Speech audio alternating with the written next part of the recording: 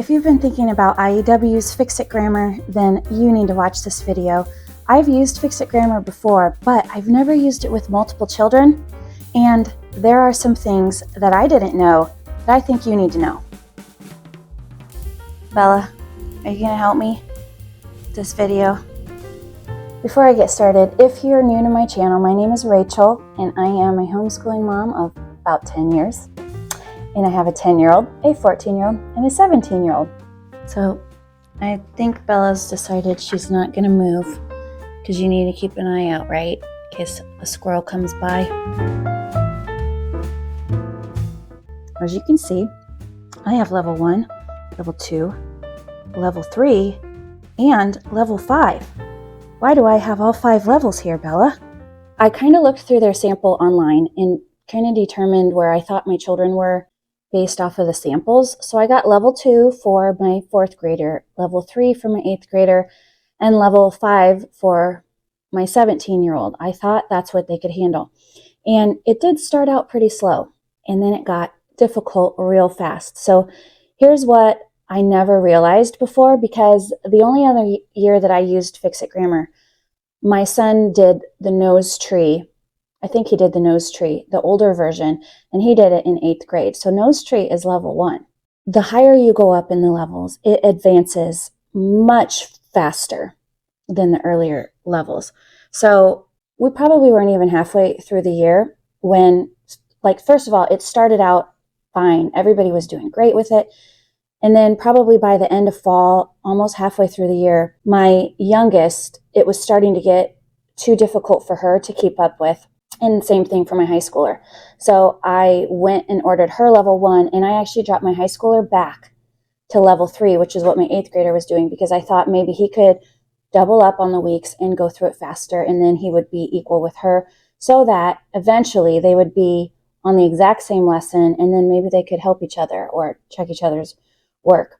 I want to show you what I'm talking about and how quickly it advances, and also if you're using it with multiple children, how you actually could, as teacher, as mom, go through it with all of them at once, because Fix It Grammar is very spiral. Let me just show you what I mean. Now I've set up the tripod to show you the books, and now she's just like, okay, I'll move a little bit, but she ain't moving out of this frame.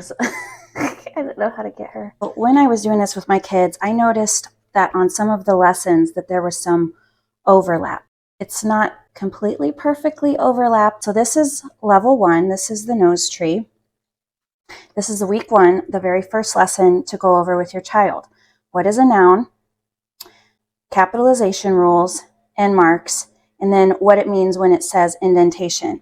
And that's all your child is going to be practicing for the very first week. They're going to be marking the 2 nouns. They're going to underline the word that needs to be capitalized, and they're going to add an end mark. And so they'll have 4 days of doing that. Now, if you have a child in book 2, so book number 2, this is the town mouse and the country mouse.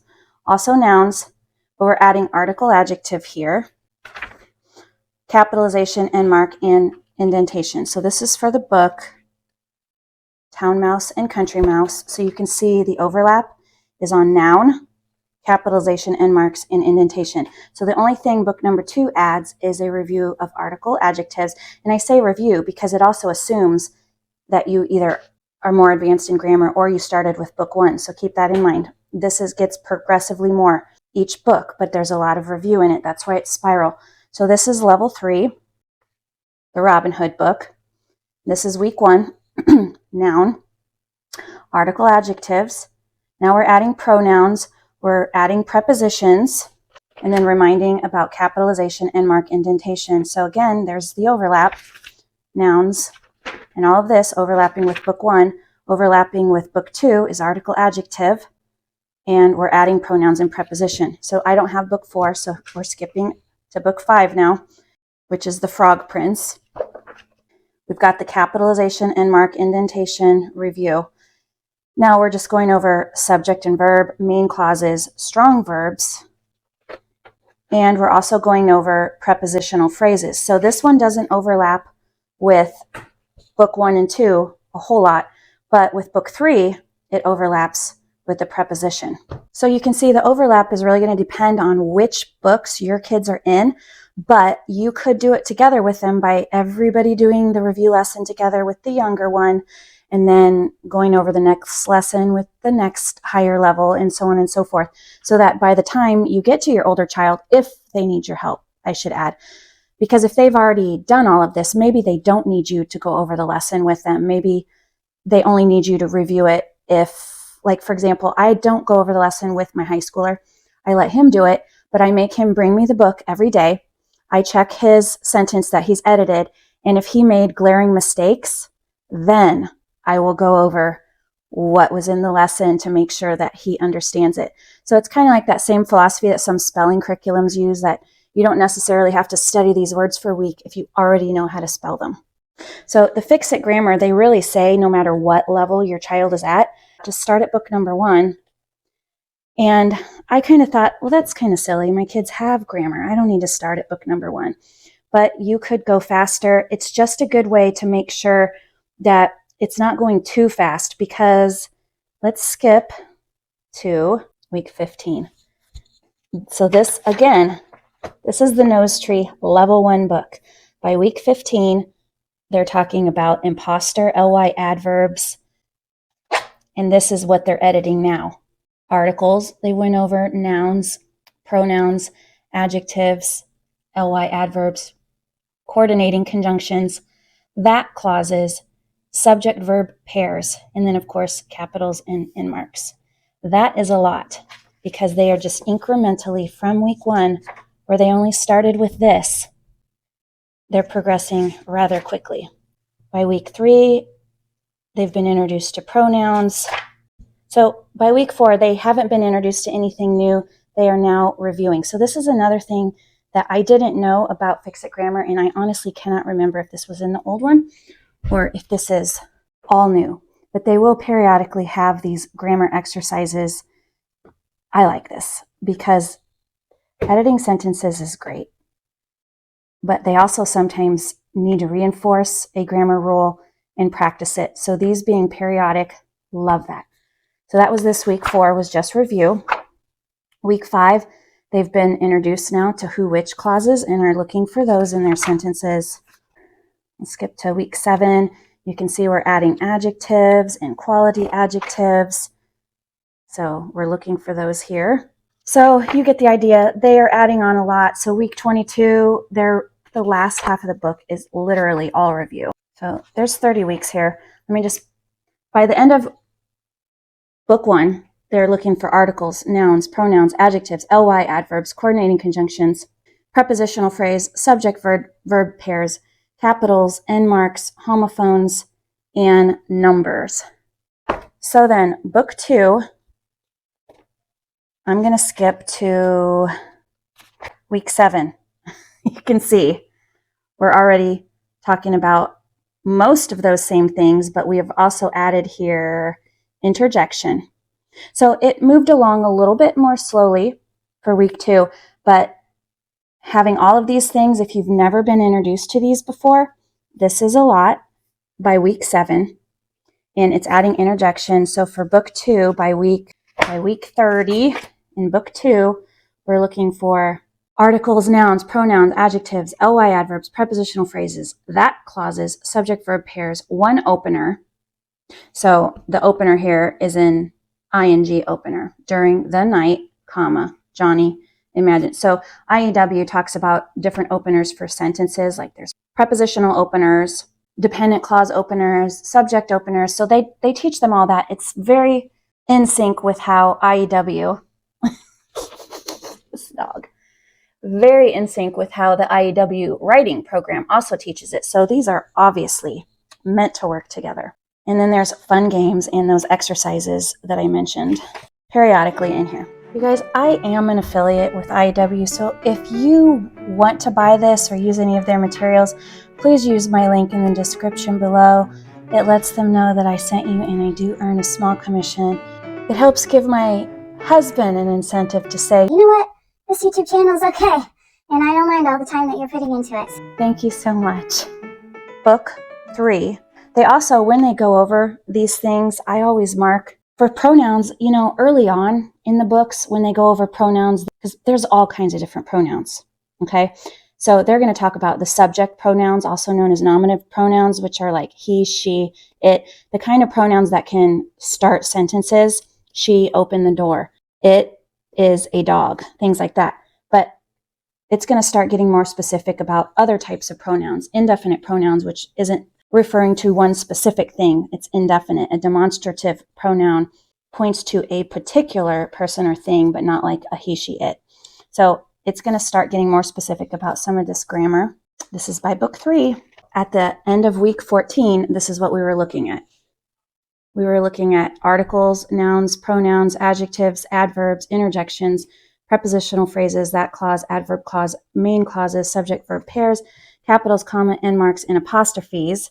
And they had also learned about quotations and how to do the proper grammar for certain quotations. And like I mentioned, the very specific types of sentences, the very specific pronouns. They're talking about run-on sentences. See, here's an example of one of the openers, the VSS opener, number 6. They do give you a scope and sequence at the very beginning. Personal pronouns would be like my, it is my book. Subject, he, she, it. Indefinite, any, anywhere. Demonstrative, this, that, these, those. Reflexive. Let me go back real quick just to compare the pronouns here to book 1. You can see for book 1, the pronouns, the only pronoun they're talking about are subject pronouns. Nothing else. Do I even need to show you book 5 and how much they're doing? So they start out very simple in book 1 and they get through all of the parts of speech, all of the grammar rules probably by book 2. And then in book 3, by book 3, they start getting very specific, like with types of, actually, I wonder about types of verbs now. They're already talking about types of verbs in book 1. So action verbs, linking verbs, and helping verbs. Let's take a look at book number 5. Let's look at wow. So much more, you guys. Look at this scope and sequence. Everything that's being covered by book number 5, parts of speech. See, this is which week it's being introduced. So parts of speech, capitalization, punctuation, commas, clauses, phrases, other concepts such as indentation, subject verb pairs, numbers, usage, effect, among, between, then, except, run-on sentence, and stylistic techniques. This is by book 5. Not as much here for book 1. And book 3 is still a lot. So by book 3, they're really getting into the nitty-gritty. So as you can see, by book number 5, they need to know a lot of grammar. So my lesson learned here is start at a lower book. And if it's easy for them and they do it, just have them do 2 practice sentences a day. Or, you know, if they're really good at it, like if you're not sure exactly where to start your child, start them with book 1 and have them do 1 lesson a day. They can do 4 practice sentences right away. Or, I mean, if you've got the funds, you could do that and just skip ahead to where they need work. But it adds on every single week, and every book gets progressively more difficult, quicker than you think. I mean, in book 5, The Frog Prince, level 5, we're talking about pronoun case now. So we're talking about subjective case, objective case, possessive case. I mean, you really need to have an understanding of sentence structures. Like, you need to just have a more in-depth understanding of grammar in order to do this, okay? It's not just more complex sentences. So my son was struggling. It just progressed in this particular book, even though he's been introduced to all of these things because we did Classical Conversations, the Essentials program for 3 years. He has definitely been introduced to this, but the way that it progressed so quickly in this book from week 1 to week 11, it was a lot for him. He needed to progress slower. So that's why I bumped him back to book 3, and he's doing 2 lessons a day, and he's doing great now. These are more complex sentences. There's just a lot more to think about here. I'm telling you, homeschool mom. Learning this stuff, especially through IEW, I was always good at grammar and language arts in school. I was a straight A student. I never struggled with that. And yet, as a homeschool mom, I have learned so much that I didn't know that I didn't know. I mean, I didn't think I ever knew what an infinitive was. I mean, that's something that in these books, maybe not level 2, but maybe by level 3, they will get tripped up on infinitives. An infinitive is to plus a verb.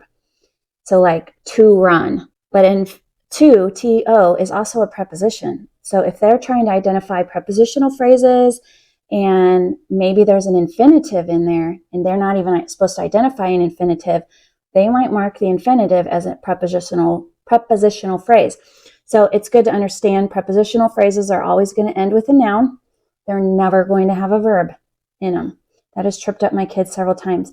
But I'm just saying, before I became a homeschool mom, I don't think I would have known that. I think I knew how to write. I knew how to use proper grammar when writing. I actually probably did use improper grammar a lot. I want my kids to understand how to speak, understand how to write more complex sentences so that they don't sound like a third grader the rest of their life. And also because I see so much bad grammar, even on social media, by people who graduated from college, who are trying to market themselves for careers or they're trying, because I've seen it on some of their business pages, and they will use improper grammar such as Tom and I's project is linked over here. Tom and I's project. That is just one of those things or come look at Tom and I's project. The same thing, when it should be Tom's and my project. Anyway, you know what I mean. When you see it, you know it. And I'm always just like, why are these 20-some-year-olds, why do they not know how to use the proper pronouns? Why are their mothers not correcting them on social media? Because sometimes I see it more than once by the same person. I don't want my children to make these mistakes. So, anyway, if you ever become a professional, there are grammar Nazis out there. I wouldn't say I'm a grammar Nazi, but if you make really, really bad grammar mistakes, am I the only one? If you're trying to sell me that you're a professional, or especially like in marketing type, I don't know. Am I the only one? Does that make you pause and think, For more information about any IEW products, check out this playlist right here. I have grouped them all together. For information specifically about IEW writing program, check out this one right here. The next time, bye.